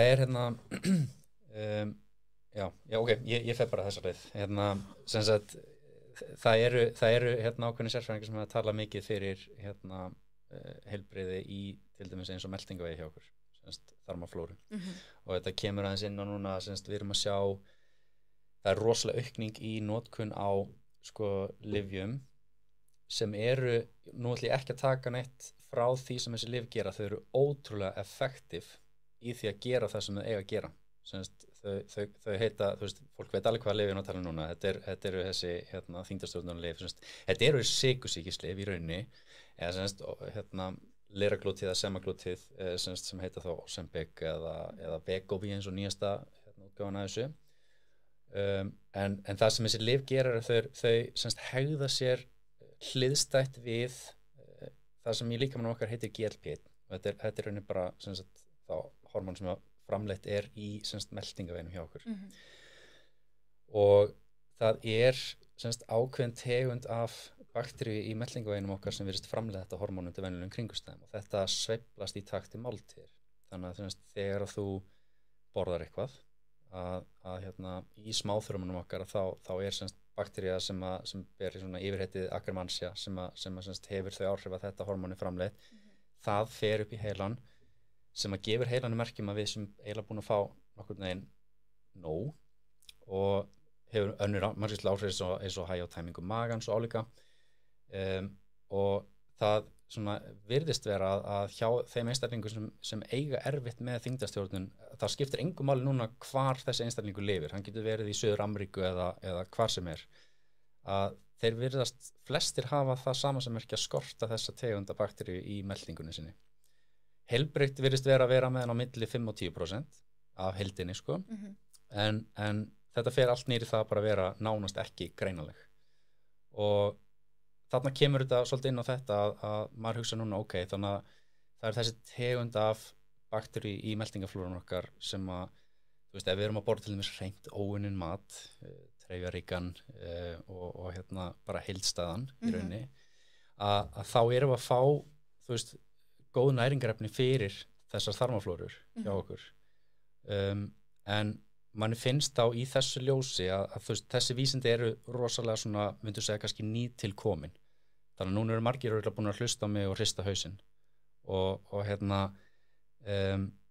en það sem sagt, það búið að sýna fram á það núna með sem sagt tvíblindum rannsóknum á því að taka sem sagt inn sérstaklega þessa Akkermansia að það hefur áhrif á blóðsykurstjórnun einstaklinga og þá löngun í mat og virkar rauninni hliðstætt við þessi lyf sem verið að nota í rosalega miklu magni í dag. Þannig að það virðist vera svolítið að við erum svolítið að fara þessa svona leið að leysa þetta vandamál sem samfélagslegt í dag með bara svolítið plásturunum sem við erum búin að uppgöta þennan mekanisma í líkamanum sem þú veist, það virðist vera skortur á þessu merki GLP-1 í rauninni frá meltingunni upp í heila sem virðist vera að valda því að fólk færi ekki þessa tilfinningu sem þýðir það að vera sattur eða vera búin að fá nóg og erum við búin að finna upp þetta lyf sem getur gert nákvæmlega sama, frábært en málið er bara það að þessi lyf oft þannig að þau dúndra magninni líkamannum upp og halda þau bara uppi, þannig að fólk endrar kannski að vera ekkert svangt, það borðar ekki neitt eða lifið daginn, og nærist ekki nægilega rétt kannski, það þarf að vera rosalega góð eftirfylgni og mér skilst að sé alveg, þú veist, fólk fær viðtalið næringafræðing og svona í kjölfarið en það er rosalega margir líka sem að taka þessi lyf bara án þess að fara í gegnum það og það þarf að vera rosalega mikil eftirfylgni með, þú veist, hvernig vöðvamassiðin að þróast á sama tíma af því að þyngdartap ekki bara þyngdartap sko og þú veist, ert að ná að næra þig nægilega vel á sama tíma af því að matarlistin fer bara niður og hætti bara að borða þá náttúrulega þetta bara tapar fólk rosalega miklu magna vöðum á meðan sko.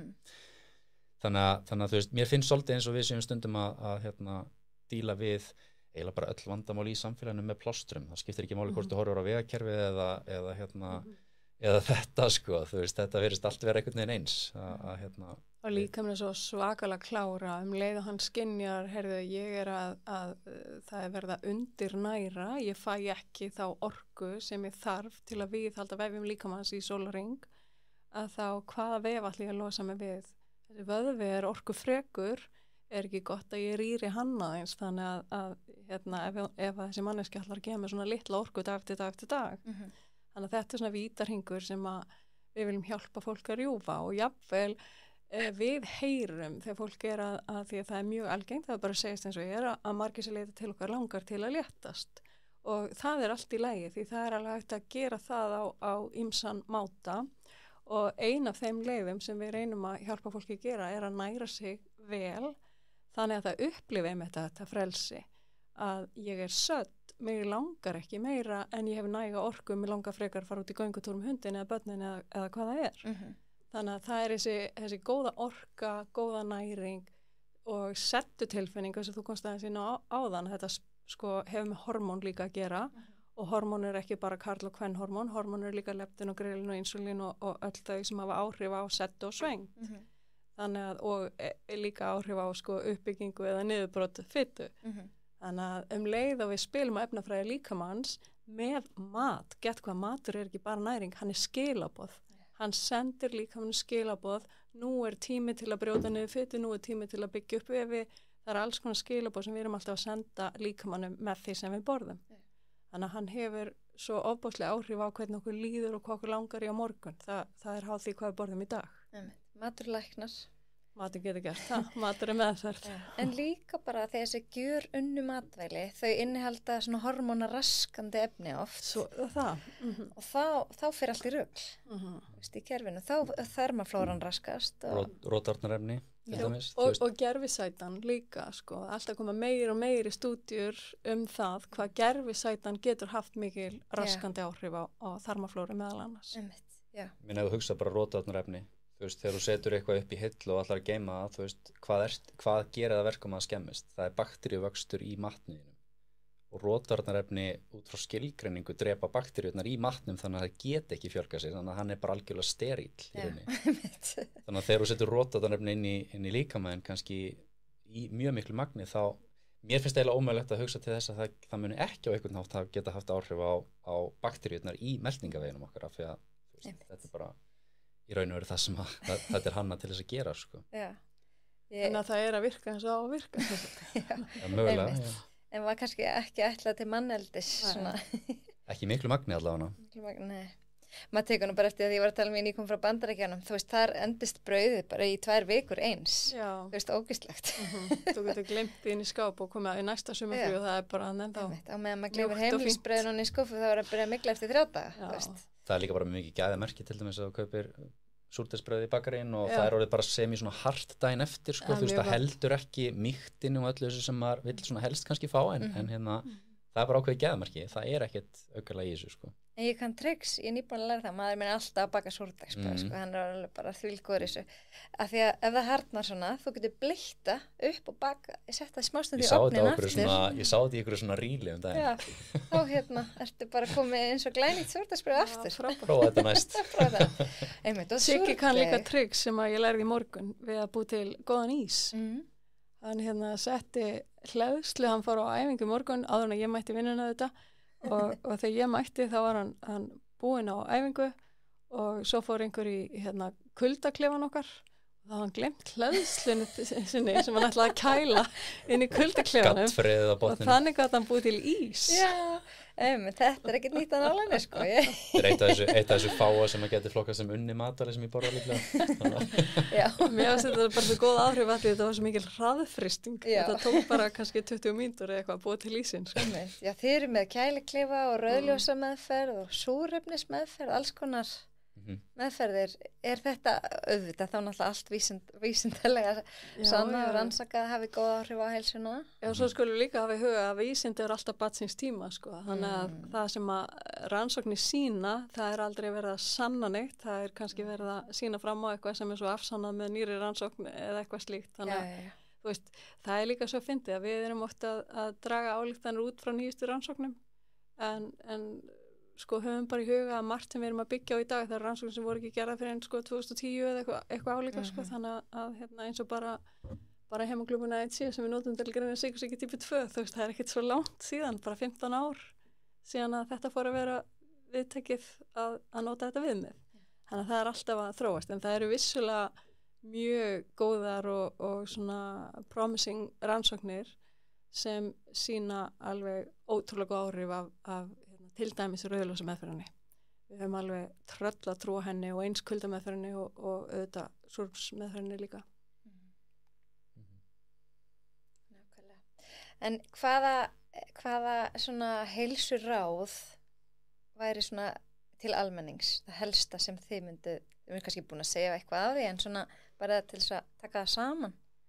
Já, svona fyrir hinn almenna einstakling í samfélaginu. Ég myndi eiginlega segja, þú veist, að hérna, já, við tókum eiginlega svolítið á hann með mataræði, þú veist, það er borða óunnið. Ég held að það sé eiginlega erfitt að segja eitthvað annað heldur en það. Þú veist, það er hérna bara fer svolítið í ræturnar, þú veist, þú borðar matinn í sinni upprunalega mynd, allavega svona 80-90% af því sem þú borðar ætti að vera í þeirri mynd, sko. Með engri innihaldslýsingu eða þá fáum innihaldsefni. Og svo bara uppáhaldssúkkulaði. Það er ekki sem 10%.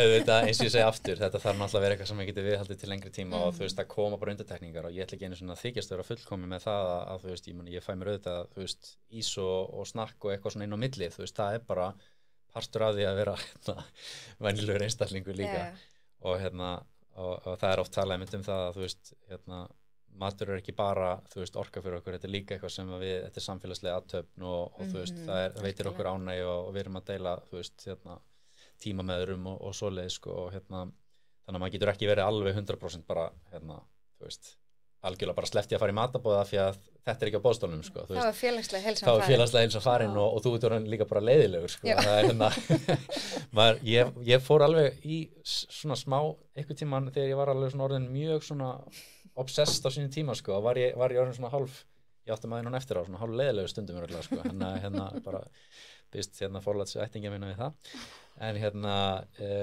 sem sagt, já, bara borða hreint að mestu, og ég myndi segja að það væri rosalega mikilvægt að stunda einhvers slags hreyfingu eiginlega hverju degi og er maður eiginlega, sko, fólk miklar þetta oft fyrir sér að, sem sagt, margir vinna á stöðum þar sem eru til dæmis stigi eða stigagangur. Bara það að fara 4 sinnum yfir daginn upp kannski 2 hæðir, þú veist, frá því að fara að gera ekki neitt og yfir í það það bara rosalega mikil breyting. Þetta getur bara verið fyrsta skrefið. En síðan myndi maður alltaf segja, ok, þú veist, kannski hálftíma göngutúr á hverjum degi væri svona algjörlega, þú veist, nú erum við að tala bara svona alveg bare minimum, sko, þú veist, að reyna að koma sér upp í þetta. Ég held að og svo myndum alltaf vilja gera eitthvað styrktaræfingar eitthvað svoleiðis, en ég held svona ef að fólk að byrja algjörlega frá grunninum og hefur aldrei, þú veist, gert neitt svona undir einhverjum svona struktúr, sko, að þá væri þetta allavega byrjun. Í hvort að lukka hafi eitthvað við að bæta það. Nei, ég er alveg samanlegar. Ég myndi að því orðaðar þetta, sko, hvað væri svona almenn heilsuráð til almennings. Ég held að við höfum stundum talað um það við Siggi okkar í milli að því það er svo mikið af fólki sem er svo vel meðvitað og það kemur inn með fyrirfram, sko, spurningar á ég að taka nýjasta tískuefni, NMN eða NR eða Metformin eða Rabamæsin eða eitthvað. Þú veist, fólk er alveg virkilega vel lesið og það er aðgengi upplýsingum er gríðarlega gott. En við horfum stundum á hvort annað og segjum, ok, við skulum ekki taka masterskráðu í smáatriðunum fyrir að við erum, ég líki svo að því ég er svo gömul, ég man eftir útvarpi sem var stillanlegt með svona snúningstaka. Findu fyrst, þú veist, bylgjuna eða hvað það er svona hlust á. Bylgjulengdina. Það er svo í fine-tuning. Þannig að stóra myndin, og það getur alveg verið gott að fara í fine-tuning, þú ert komin með, þú veist, þú ert að fara á Ólympíuleikana, að vissulega getur verið í einhverju svona nitti-gritti pínu litlum atriðum sem að skipta máli, eitt nýtt bætefni eitthvað þannig, en stóra myndin, fáðu að vita hver er hámarkssúrefnisupptakan hjá þér, hver er vöðvamassin þinn og svo mögulega hver blóðsykurgjöldin þín eru og þetta þrennt er grunnundirstaðan. Og þá auðvitað kemur að þessum ráðum sem Siggi sagði hvernig ætlar að nota sig hann mat og hreyfingu og svefn og tengsl og allt til að vinna að því að bæta þetta. En þetta eru þær 3 mælingar sem ég myndi að mæla með að allir eiga bara að vita þetta eins og er vita hvað er með í laun og hvað er inn á bankareikningnum og slíkt. Þannig að þetta er svona grunnurinn í tölulegum upplýsingum sem allir ætti að vita. Og svo svefnin. Já, en hann kemur þá meira sem þú veist yfirleitt hvort þú ert að vakna mikið á nóttunni eða hvort þú sefur stutt eða ekki. En ef þú mælið, það er bara ennþá betra, en það þarf ekki alltaf. Það er líka oft bara oft fín spurning bara til fólk, svona í hvað ástand ertu að vakna? Þú veist, ertu að vakna í rauninni til í daginn, þú veist, komin í gang bara eða, þú veist, og svona, þannig sé þarft ekki vekjara klukku sko, eiginlega, þú veist og ertu bara þá bara, þú veist, vaknar, komið fram úr til í daginn, bara alveg, þú veist eða er þetta svona, þú veist það er svona 20 mínútur að koma mér í gang og svona, þú veist, ég held að séu rosalega margir þarna eða er staðan bara alltaf þreytt eða þreyttur, þú veist og ég held að þetta geti, þú veist, bara það hvar ert á þessu spektrumi, sko getur sagt þér kannski rosalega mikið til þú veist, hvort það sé breytinga þörf einhvers staðar í deginu hjá manni, sko og þá kannski byrjar maður á, sko, hvenær er ég að sofna að fara svo, hvenær er ég að vakna og svo þá í daginn líka, þú veist, hvað er ég að borða í daginn, er ég að fá mér eitthvað mjög seint á kvöldin, þú veist er ég að þamba koffíndrykki, kaffi langt fram til kvöldi, það fer auðvitað mismunandi í okkur líka en svona þættir geta haft áhrif, sko. Ég held að þetta sé líka svona annað en þyngd, þá er þetta algengasta sem að fólk óskar eftir að vinna með, það er þreyta. Það virðist vera mjög, mjög algengt. Fólk sem kemur til okkar, það oft lýsir þessari þreytu. Orkuleysi, já. Og það er ofslega gaman að vinna með fólki sem að upplifi sér betri orku. Því það er bara lykillinn að lífsgæða með að hafa orku í lífið. Algjörlega. Finnst líka bara, fólk kannski þarf líka bara að læra að hlusta á líkamann sinn. Já, og gera þá líka tilraunir því að leið og þú gefur líkamanni það sem hann þarf á að halda, þá svarar hann mjög fljótt. Líkamanni er ótrúlega klár og þakkláttur ef við förum vel með hann. Já, algjörlega. Sko ég veit við getum örgulega setið inn í heilan klukkutími viðbót, það er svo margt sem mér langar að spyrja og ég hefði alveg viljað fara aðeins út í íþróttafólk en við kannski bara fáum ykkur aftur einhvern tímann seinna í það. Ég held að það geti alveg bara verið heill þáttur og kannski líka bara gaman. Sko fyrir utan bara að borða hollan og góðan mat, er einhver vítamín eða bætiefni eða steinefni sem að svona þið mælið með? Sko, nú náttúrulega er ekki hægt að komast í svona mælingar allavega hjá okkur eins og er. Við vorum náttúrulega að fylgjast með þessu og svona, en sko flestir ef þú tekur henni kannski flesta sem voru að koma til okkar, þá var held ég svona gegnagangandi að fólki yfirleitt, það vantaði D-vitamin hjá fólki, svona upp til hópa. Það var reyndar alveg skuggalega há prósent að koma okkur óvart ef það hefur verið tölur áróður að taka D-vitamin og það verðist vera svona ráðleggingar á Íslandi að fólk eigi huga þessu.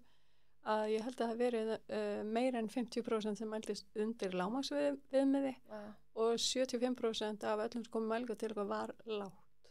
Ekki endilega undir lágmarki en svona nokkuð lágt. Sko. Kemur þarna inn á svolítið svona bara það sem að væri kannski skilgreint sem optimal eða fullkomin staða versus staða að vera bara, þú veist, innan marka, sko. En ég held svona að fyrir utan D-vitamin auðvitað, þú veist, er þetta að fara í mikilvægi, þú veist, B12 og fólat, B9, varandi til dæmis bara, þú veist, járnstöðu fólks og blóðrauða hemoglóbin og svoleiðis, fólk sem er blóðlítið eða konur á blæðingaldri og eitthvað svoleiðis. En ég held svona ef að fólk almennt er að borða upp til hópa óunninn mat, þú veist, og fjölbreytt, þá ættir að vera að ná að uppfylla flesta þessa hluti, sko. Og þú veist, þetta líka fer svo til stundum einmitt eftir líka bara að líðan, sko, þú veist, og kannski skiptir að máli að þú ert við bara 100% heilsu, líður frábærlega og getur gert allt sem þú vilt og miklu meira en það, sko. Að þú veist, þá kannski skiptir að heldarsamingin ekkert endilega öllu máli, sko. Nei. En það er rosa mikið alltaf að vera að mæla með magnesíum til að hjálpa við svefn og vöðvaeymsli og alls konar. Það er alveg vísbendingar það að mjög margir séu aðeins lágir í magnesíum. Oft er þetta þá erlendar rannsóknir sem við erum að skoða. Það er erfitt fyrir okkur að mæla magnesíum að því að við mælum magnesíum í blóðvökva og það er magnesíum er yfirleitt geymt inn í frumum líkamans. Kannski 1% er í blóðinu. Akkurat. En það verið samt sem að vera að magnesíum, það hefur engin skaðleg áhrif, þannig að það er svona ef þú hugsar sko hver er áhættan mín að taka magnesíum inn sem bætiefni og hún er engin eða afar lítil. Þannig að það er allt í lagi fyrir fólk að prófa að taka magnesíum og athuga hvort það hefur jákvæð áhrif. það getur oft gert mikið gagn en sjaldan sem getur gert skaða, sko. Já. Þú ert að borða hluti eins og kassjúnötur eða eitthvað álíka að þú vilt fá svona úr matnum, sko. Já, og einmitt og avokado og banana og þú veist, þetta kakó og ýmislegt fleira, sko, nautakjöt og annað.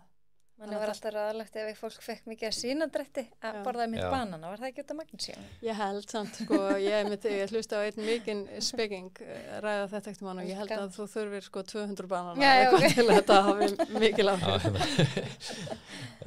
En þetta líka, svo er þetta líka að koma inn á mikilvægi við, það reyndar hefur aðeins verið gagnrýnd undanfarið út frá svona kannski auglýsingaherferðum sem hafa verið í gangi varandi að saltintöku, sko, en ef þú ferð út í að þú talar aðalvarandi íþróttafólk, sko, þá það er kannski önnur umræða bara í þeim þætti út af fyrir sig það getur alveg verið þörf á því að vera kannski meðvitaður bæta við salt eða minna salt það fer eftir, sko, þannig kemur get ég talað í smá tíma líka, sko, en hver og einn er bara með ákveðið salttap miða við hvern lítra sem Getur hvort að sé ekki búin að mæla þetta. Já. Það er sérst hægt að fara í svona mælingu og þú veist, ef þú tekur atvinnuíþróttafólki í dag þá er fólk eiginlega að stjórna saltintöku í takti þetta, sko. En þetta er önnur umræða, eins og sé. Ok, sko það er eitt sem að ég glemdi kannski pínu að spyrja að því að við erum búin að vera að tala orkuefnin og svona, að sko auðvitað mikilvægt að borða hreint og lítið inn á fæðu, en mér finnst samt búið að djöfla gera kolvetni svo mikið að fólk er bara næstu í fara að forðast öll kolvetni. Já, við erum eiginlega búin að taka það sem við gerðum fitu hérna einu sinni, svo erum við búin að taka fituna í sátt og þá ætlum við að næsta ráðast á. Við erum svona í eineltis tilbörðum, sko, í sikkvar áttina. Ég held sér alveg rétt þér. Það er búið að, og líka í öllu þessu blóðsykursmælingaæði, að þá er einhvern veginn eins og sé komin svo tískusefla í ganga að það er flatlæna blóðsykurinn alveg. Já, það spurði bara einn í morgun, veist, ég var á æfingu og ég heyrði hún var að segja, eru kolvetni bara, eru hrísgrjón bara hættileg eða eitthvað? Bráðdrepandi. Voru að spyrja þjálfaran og ég horfði bara, nei. Nei. og ekki í réttu magni. Við ekki ávextir heldur og fleira. Með prótín og fitu. Þetta er svolítið eins og, þú veist, ef þú vilt hafa flatlæn alveg þarna, þú veist, akkur tekur það ekki sömu umræðu varandi blóðþrýstingin, þú veist, hann á auðvitað að vera, við viljum hafa hann ekki á háan, en þegar þú fer á æfingu þá hækkar blóðþrýstingurinn, þannig að það hlýtur að vera hættulegt fyrir líka. Nei, einmitt. Og þú veist, blóðsykurinn hækkar á æfingu líka og þannig að þú veist, þetta er, þú veist, það þarf alltaf að svona taka þennan vinkil á þetta líka, sko. Já, líka með álíka bregðast við og það er eðlilegt þegar við borðum kolvetni að það hækki blóðsykur en það sem á að gerast í kjölfari er að það verður hækkun á insúlínu og það verður aftur lækkun á blóðsykri. Það er komin vandamál ef hann hangir uppi krónískt eða insúlín er hátt uppi á fastnandi maga og er þar allan daginn. Þá erum við komið með vandamál. En vandamáli er ekki það að blóðsykur hækki tímabundið í klukkutíma. Það er ekki vandamáli. Þannig að sætu kartöflurnar og hrísgrjónin er ekki það sem er að Nei, við þurfum bara að vanda valið.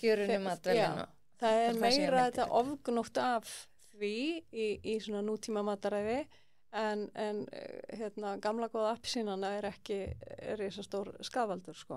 Ég geti farið niður kanninahóluna varandi insúlínviðnám og fituuppsöfnun inn í vöðvafrumum og svona, en þú veist, það er En þegar þú ert komið þangað, ég veit ekki hvort við höfum tími í það. Þá eru líka kolvetni að hafa önnur áhrif á þig. Já, þú mátt alveg koma aðeins inn á það, þú veist, ef þetta hjálpar almenningi að skilja aðeins. Já, ég held sko að því að það er oft talað bara göngutúra sem góða hreyfingu og það er svona kannski meðal annars ástæðan fyrir því er að á þeirri ákefð eru flestir í svona mjög góðri fitubrennslu og þú veist, þegar við tölum almennt brennslun okkar þá þú veist, auðvitað með því að fara undir meiri ákefð brennur fleiri hitaeiningum en á lægri ákefð almennt er stærra hlutfall af þessum hitaeiningum að koma fitu og það sem virðist sem sagt gerast í, þú veist, þetta eru rannsóknir meðal annars núna frá sko aldamótum, sko, 1999, 2001 og ég er með nokkrar, sko, en þarna verið að rannsaka semst kannski hver grunn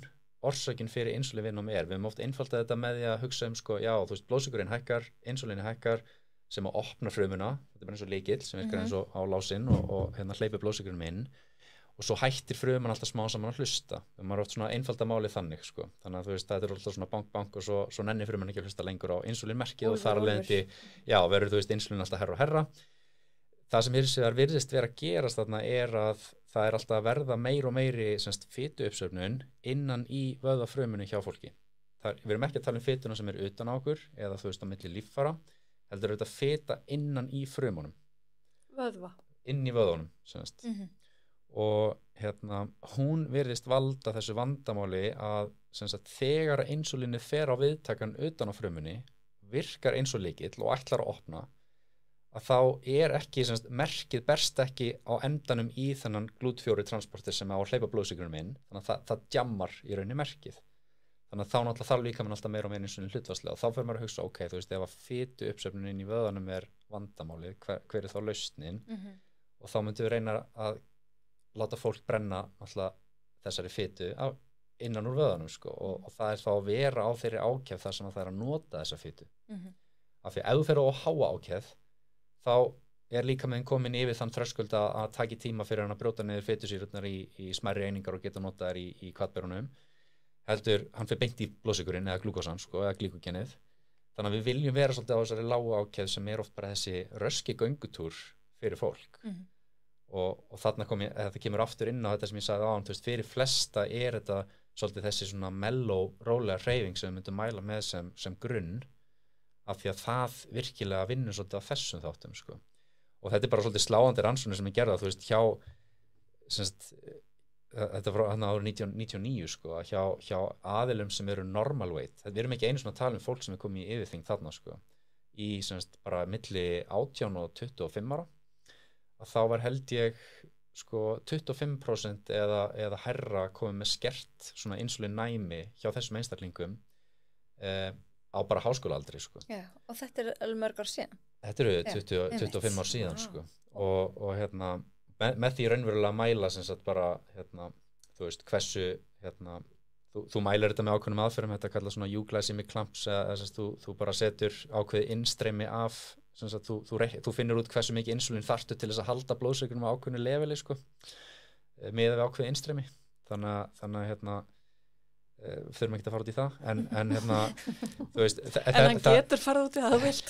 Þetta bara, mér finnst þetta svo áhugavert af því að þetta lýsir ofan í þennan svona mekanisma sem á sér stað í frumun okkar. Vandamálið fituuppsöfnunin og þá fyrir mér alltaf að hugsa, ok, hvað gæti mögulega valdið þessari fituuppsöfnun, og það til dæmis bara ofgnótt af ofunnum mat, það sem múrt að fá allt og mikið af fitu og allt og mikið af einföldum unnum kolvetnum á sama tíma. Þannig að líkaminn, hann hefur bara ekkit, hvað ætlar hann að gera við þetta allt? Ég meina, þú kannski situr heima hjá í stofun og borðar, eins og maður gerði hérna sjálfur áður fyrr, lítir af bragðaref sem eru 1300 hitaeiningar. Þú ert að brenna kannski 50 á klukkutíma. Þú borðar 1300. Hvað ætlar líkaminn að gera við allt þetta magn? Og svo ertu kannski ekki að hreyfa þig neitt í þokkabót og ertu ekki þar að brenna þessari fitu og þá bara ágerist vandamáli. En málið er bara það að þetta gerir svo hægt og þú ert kannski með insúlín viðnám í 10 ár áður nú fer að sjá blóðsykur hækkun fastandi og svo fer að fara að sjá skertar svona hærri blóðsykur sveiflur, hærra insúlín útslag út frá baseline, svo ertu farin að sjá hækkandi langtíma sykur til lengri tíma. Það segir engin eitt við þig fyrir út komin yfir 6,5%. Þetta er smá rant hjá mig núna. Já, þetta er bara gott. En þú veist, þannig ertu búin að vera með insúlín viðnám í kannski 15-20 ár og engin bregst við. Og þú veist, það bara af því að þú ert ekki búin að poppa út fyrir þessa skilgreiningu sem segir, já, nú ertu með sykursýki 2, þú veist, sem er 6,5% í langtíma sykri. Þá segir enginn eitt að það er ekkert gert, en þú veist, hvenar þú myndir venjulega segja við einstaklinginn, ég myndi mæla með því og þú farir hérna og þú veist, það fer miklu auðveldar að grípa inn í snemma. Þetta er bara eins og með allt. Þannig að þú veist, þetta er bara smá rant hjá mig núna. Ég held að það sem Siggi er að segja er að kanarifuglinn í kólanámunni, hann er sem sagt, þú veist, insúlín hækkun, þegar insúlín, það er sem svo mikilvægt að mæla það líka en ekki bara mæla blóðsykur, það er bara dýrari mæling, þannig að það eru mjög fáir sem að kannski splæsi hana, en að mæla insúlín því að það er hækkað á fastandi maga, þá ertu komið með merki sem að segja þér hvað verða vill eftir kannski 10 ári eða 5 ári eða eitthvað svoleiðis. Og líka kannski að skoða meðaltalsblóðsykur út frá þessum sýritum eða svona sykurþolsprófi því að þarna getur þá gripið inn í á því stigi að þetta er fullkomlega viðsnúanlegt bara með einföldum lífstílsbreytingum. Það sem Siggi starfar alla daga, það að mæla þig sem einstakling, á hvaða púlsi ætti þú að fara út að hreyfa þig til þess að vinna þessa fitu niður úr vöðvaniðinum og gera hann móttækilegri fyrir þessum sykurstjórnunar viðbröðum. Þannig að þetta allt mælanlegt og þetta allt umbreytanlegt. Og þið voru með einhverjar ótrúlegar tölur, hversu margir eru með forstig sykursýki? Ég heyrði einhver tíma nú voru að nefna eitthvað. Já, það fer svolítið eftir hvar við draugum línuna, því að þetta er ekki allir umheimur sammála, sem sagt, notaru, og við viljum aldrei horfa bara eitthvað eitt gildi og segja bara hérna já eða nei. Þetta er grárskali, þetta er ekki svart eða hvítt, þú ert ekki annarkvort með sykursýki ekki. Þetta er lengi að þróast yfir langan tíma og hægt og hljótt. Þess vegna er svo mikilvægt að við verum samdögin, við finnum ekki einkennin fyrir að koma mjög langt inn í sjúkdóminn, sem sagt þessi tíðu þvaglát og þorsta og allt það, þá ertu komin dálítið langt. Þannig að það er gott að grípa inn í fyrr, eins og Siggi segir, snemmtak íhlutun, hún virkilega virkar mun betur. Ef við horfum að langtímasykur, að þá er Bandaríkin til dæmis skilgreina forstig sykursýki við 5,7% og yfir, en á Íslandi notum við 6% og í Bretlandi líka. Þannig að þú veist, menn ekki alveg 100% sammála og það skiptir ekki alveg öllu máli. Við erum að setja einhverja vörðu á leiðina og segja þér, þú ert að stefna fram á bjarginu. Þannig að viltu vita það, hvernig vilt þú að bíllegin bregðist við? Viltu að hann láti þig vita þegar þú klessir á næsta bíl eða viltu að hann pípi á þig þegar þú nálgast næsta bíl á okkur ákveðnu hraða? Þú veist, mér finnst persónulega betra að fá viðvörun og geta bregðist við. Já, akkurat. Þannig að þetta snýst aðalega það. Hvenar viljum við vita og fá tækifæri til að snúa bílum við? Algjörlega. Og það sem mér finnst líka bara svo sláandi að þetta eru börn og þetta eru íþróttafólk, þetta er ekki bara einhver öldrunarsjúkdómur eins og var. Nei, en manstu hvað það hét hérna áður fyrr? Við kölluðum þetta nefnilega öldrunar sykursýki. En núna er okkur alveg tamt að nota þetta bara sykursýki típa 2. Við kölluðum að mér sér að við tókum hana millilendingu og kölluðum hana fullorðin sykursýki. En núna erum við að greina hana í ungu fólki og þá þykir okkur betra að breyta orðfærinu frekar en að bara koma í veg fyrir vandamálið. Þess vegna er vöðvamassin svona mikilvægur. Akkurat. Ja, hann líka fyrirgefur þér bræðarefin eða með nóg mikið. Kannski ekki alveg 1 lítra en þú veist. Svona styrtaræfingar að minnstakosti 3 í viku. Já, getur líka að hugsa þetta svona að ef þú ert með mikinn góðan heilbrann vöðvamassa og þú tekur inn smá sykur, þá er það svolítið eins og það hefur hérna hellt vökva á borðið og vöðvin er svampurinn sem að þurrkar hann upp. Þannig að ef þú ferðir hreyfingu fyrst, þá getur unniðir inn hérna sveigurum fyrir 1 lítinn ís. Þessum er þessi íþróttafólksumræða einmitt svolítið separate, sko. Já. Eða þú veist, hjá fólki sem hreyfir sig mikið, sko. Þannig að hérna, já, þetta er alltaf svolítið svona sigur pótlinn eiginlega. Já. Að vissu leyti. Að vissu leyti, einmitt, akkurat. En er eitthvað sem þið vil segja svona að lokum? Bara takk fyrir þitt frábæra innlegg í heilsu umræðu fyrir þjóðina, sko. Það bara skiptir máli að séu þættir eins og þínir og rattir heyrist. Já, takk fyrir. Gæti ekki verið meira samanlega. Við erum með lífið í lúkunum. Nákvæmlega. Algjörlega. Akkurat. Við erum að stýra þessu lífi sjálf. Takk hann og eftir. Takk. Takk fyrir okkur.